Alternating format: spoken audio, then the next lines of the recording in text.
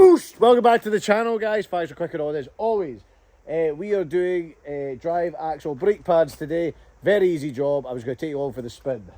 This Milwaukee gun has just been a lifesaver, and the best thing about it is I love having out the amount of people I know is buying them. I was one of the first people to get one that I know of, and the amount of folks that are buying them now, they are just awesome.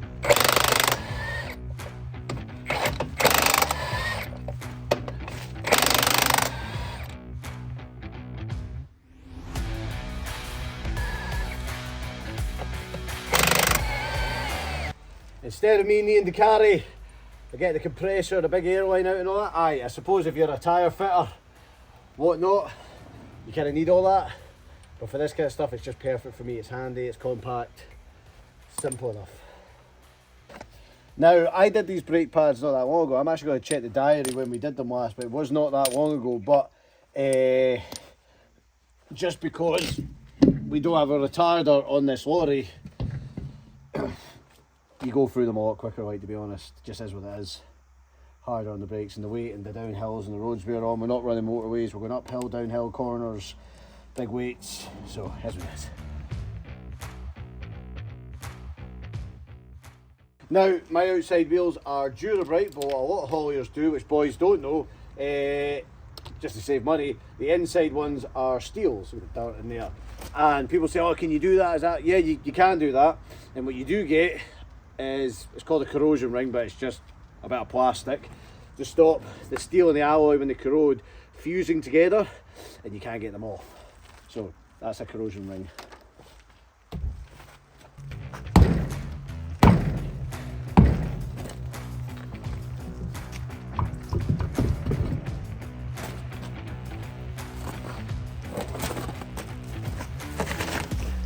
Right, what we're going to have to do is here, we're going to have to block the front up and let the handbrake off so we can wind the brakes off and whatnot, and spin the disc so we can inspect the disc as well to make sure there's no heat cracks, anything serious. But there's those discs are on there, they're pretty new actually, so should be all good. Now, if I wasn't in such a rush, I would have thought clearly and actually, once I jacked up, then let the handbrake off, because then if it did roll forward off the jack, there is a block of wood there, it would have been a lot safer, but I've missed that bit out, so that's my mistake. So try that first. Let the air build back up.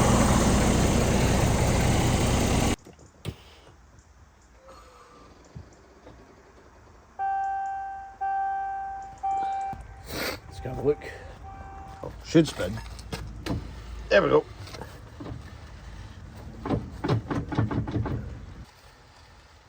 What I'm looking for is just any major defects or cracks. All it says, these discs are pretty much new, so they should be alright. That's really tight. Right, calipers are in here.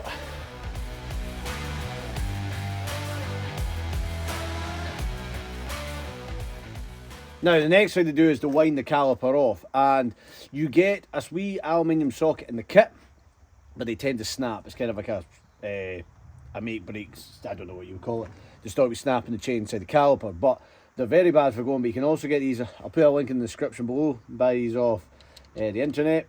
It's a special socket for the job, and this one is on the bottom side.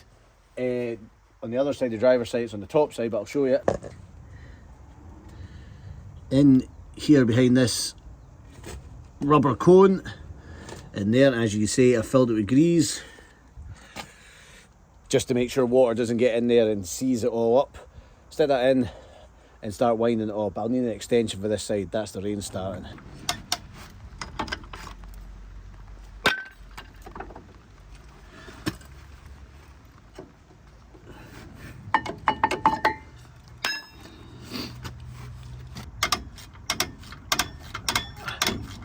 So that is me winding the brake off. That's the chain inside the caliper. And this has got new discs and calipers on both sides, because one side went, so we just did both.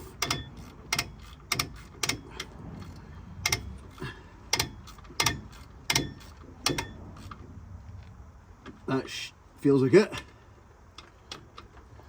fact, I'm going to leave that on there.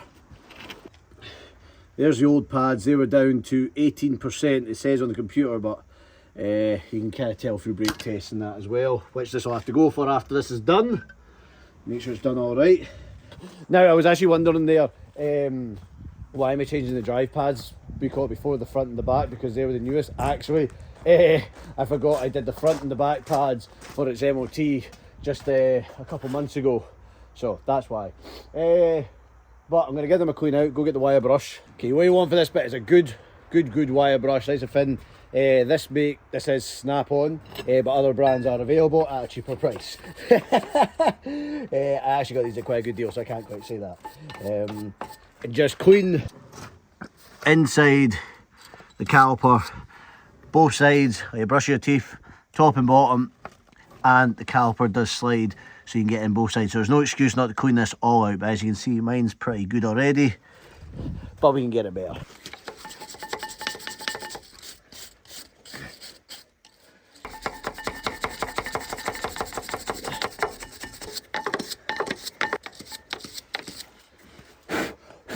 And here's our new brake pads. Now, people always say use copper slip. I disagree, I don't like copper slip. I use this stuff called brake paste. Just got a wee paste there on each side. Just give it a nice slip in.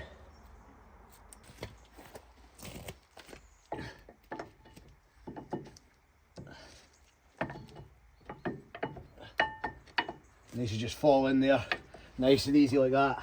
Same with this one. Give it a paste.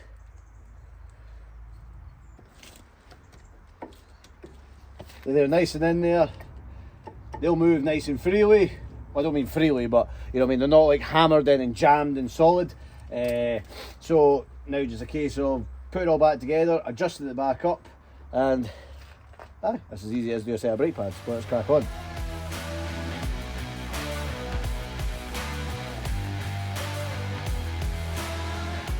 Now, that spins freely, but they're not adjusted up, and the handbrake's off as well. So, air belt up, handbrake off, and you have to tighten the caliper right up, so that cannot move. And then, this is the bit, there's always questions, people have always said different. It's one click off, or two clicks off. I always do two. And that's it, tightening up. Now this should not be able to move. There we go. So let's do, I'm going to do two clicks. I've always done two. 1, 2. There we go. Sorted. And that is all adjusted up. Stick the wheel back on. I'm going to check my studs. I'll get them all rubbed down.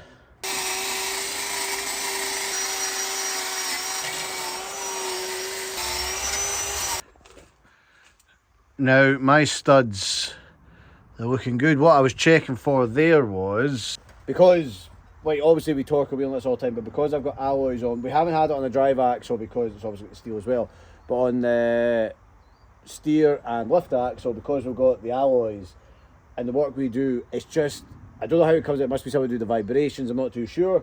You get a lot of broken studs, so you'll just be torquing up. That's why we torque them regularly, and then a stud will break, and it'll just be one. People say, oh, you should replace the whole lot, and then other people say, oh no, if it's just one, that's the point of torquing and checking. If it passes the torque test, it's the stud's passed. If it doesn't pass, you replace the stud. But I still like to give them a wee check. What I look for is like fresh rust water, like, you know, it's like really that kind of bright orange right round the stud.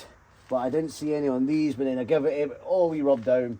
I check them all over to make sure there's no kind of cracks forming, which these ones all seem perfectly fine.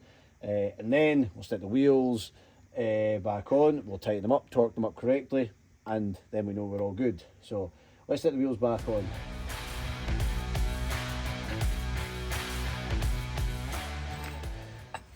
You want to try and make sure you get the wheel as far in as you can, because you don't want the studs to be drawing the wheel in, because that's how you'll just stretch the studs. You want to get as tight in as you can. Do not forget your corrosion ring.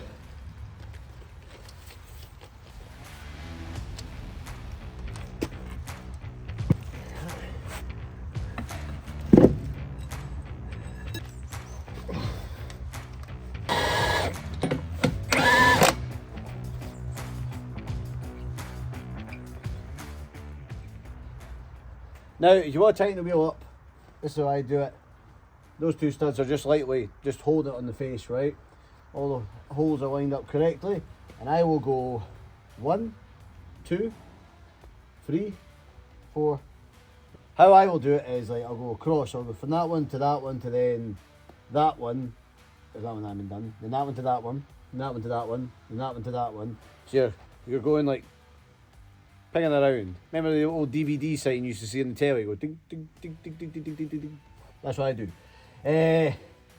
So we'll put them up, not hard up, just so they're nice and flush against the face of the wheel. And then I'll set the gun with the app. You can do it with the gun with the app, or you can do it for torque bar, the newton meters. You can do this for the app, and then once it gets there, it automatically kicks up. It doesn't go to like, I think this thing does over 900 newton meters, which is far too much. So you can just set it on the app what you want your newton meters to be, and it'll cut off.